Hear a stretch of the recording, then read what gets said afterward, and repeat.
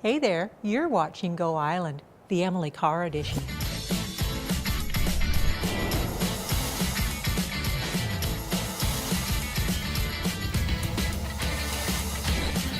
Aaron Vissia Financial Go Island is brought to you by Aaron Vissia Financial. Well, hello there. You are watching Go Island. It is the Emily Carr edition because we are here at the Alberni Valley Museum talking about the latest acquisition that this museum has made.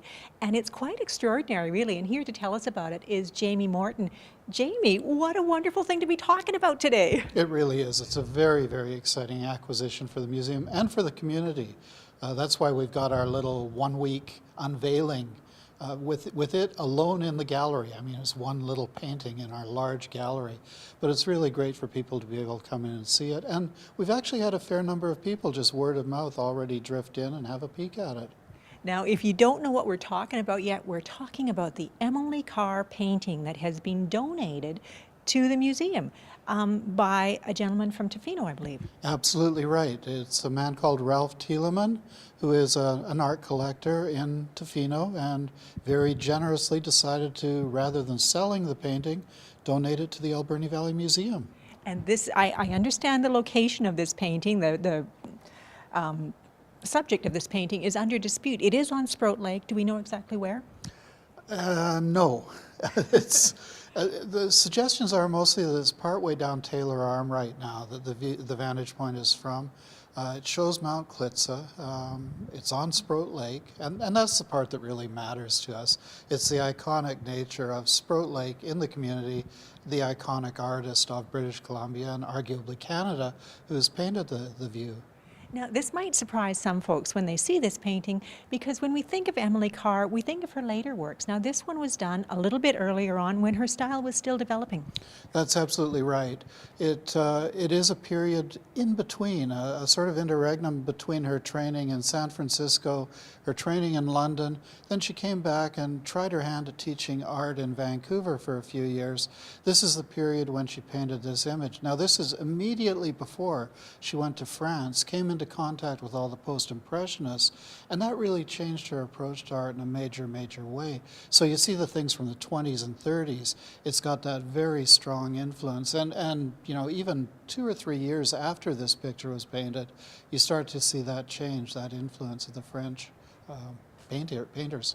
Well, it is fascinating. We've got lots more to talk about. This little painting is the subject of great discussion. But first, we're going to send you to a couple of stories. I met some very active youngsters who were getting a head start, and we gave you a tease over the weekend of the current exhibit at the Rollin Arts Centre. Well, we're going to give you more than a tease now, as Jenny Fortin gives you a close-up of the work and the artist.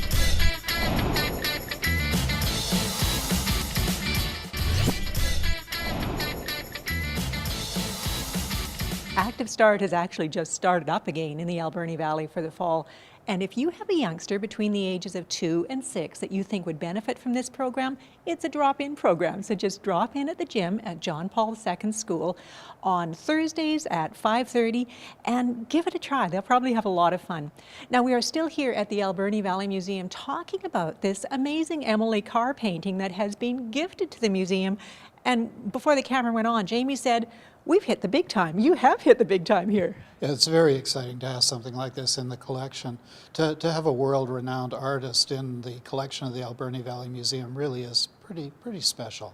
And I think it speaks volumes to the quality of the museum and the curatorship here. Yeah, absolutely. That is part of the story overall.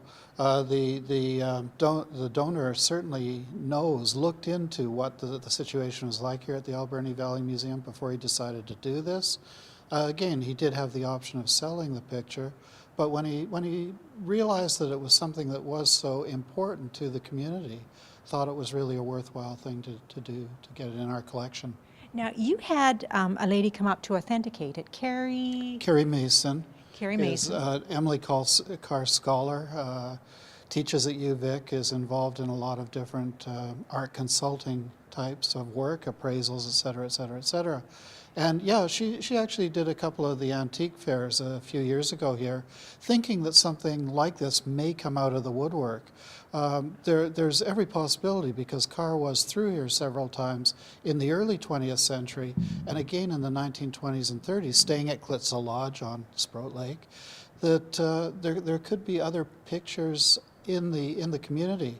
And like you were asking about earlier, mentioning earlier, Nancy, a lot of people equate only that later 1920s, 30s style with Carr's paintings, but she did little still lives of flowers and roses and things before she painted these kinds of landscapes. This was a period when she was just traveling around Vancouver Island, going to Aboriginal villages primarily, but also painting different landscape views. And they're quite different to what you think of as an Emily Carr painting. So yeah, if any of our viewers have something like this in their attic, could be exciting. Could be very exciting. Think twice before you put 50 cents on it for the next garage sale that you're having, because it could be an Emily Carr. Absolutely. Now, we've got more to tell you about here at the Alberni Valley Museum. But first, that crew from Clocked is still looking for another mystery, a 60-minute mystery in Nanaimo.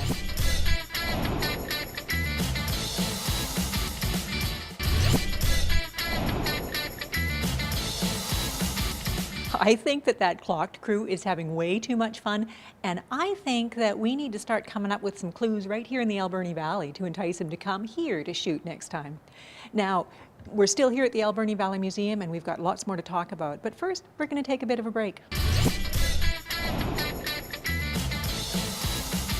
Well, welcome back. You are still watching Go Island. We are still here at the Alberni Valley Museum, but we've stepped into another room. It's either Kirsten Smith's office or the artifact room. I think it's probably both, because we are going to be talking a little bit about the permanent collection here at the Alberni Valley Museum. We've shown you the new Emily Carr, the newest acquisition, but there's actually quite a large acquisition, or quite a large collection of art here, isn't there?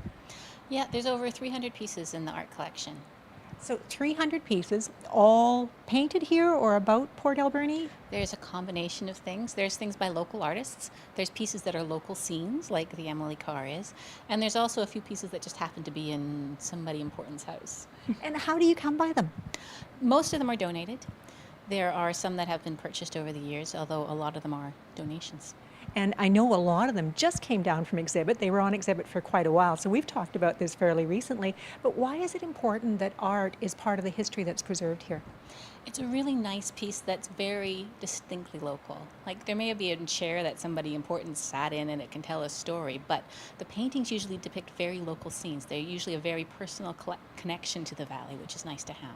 And unlike photographs, these actually convey the feeling of the artist as well, and the times they lived in. Yeah, there's certainly their impressions of the valley as well as a representation of what was in it. Now, we are so lucky we get to take peeks at things like the permanent collection every now and then. How do most people access this, or are they able to? Generally, the art collection isn't accessed a great deal. If you were doing research or really wanted to see a particular piece of art, you could make an appointment with me to come in and look at it. These are the pieces that you've just been looking are hanging on the racks. They're quite easy to access. These are all the framed pieces, but this doesn't include all of the matted pieces or the pieces that aren't in frames that are stored in drawers, and it takes us a while to unstore them in order for you to look at them, but it is a possibility. Now, I'm guessing that Emily will never be in storage, am I right? Well, that's a nice thought, but we don't actually hang the collection on a regular basis, so we're hoping to have her out in another exhibit next year, but for now, come in this week. This is a good chance to see it. Oh my gosh, you heard it there. Get in now to see Emily. Thank you so much for telling us about it, Kirsten. It's always such a treat to be here. Now, we're almost at the end of our show, but before we say goodbye, it is time for Season 3 of Rapid Fire to kick off.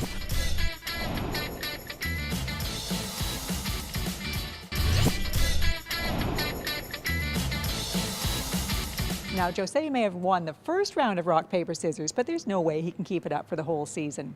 The Bulldogs have their home opener on Saturday the 27th. That's the Saturday coming up. And we've got a couple of tickets to give away.